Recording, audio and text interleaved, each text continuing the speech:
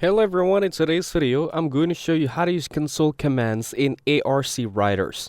First, open ARC Riders on your PC and go to Settings menu. In the Settings, check under Gameplay, where you can find some advanced options like keybind customization and graphics tweaks. Adjust anything there that you might need before trying launch options. If you are playing through Steam, open your Steam library, then right-click on ARC Riders and select Properties. In the Properties window, look for the Launch Options section. Here, you can add safe launch commands like -windowed, -fullscreen, or -dx12 to control how the game starts.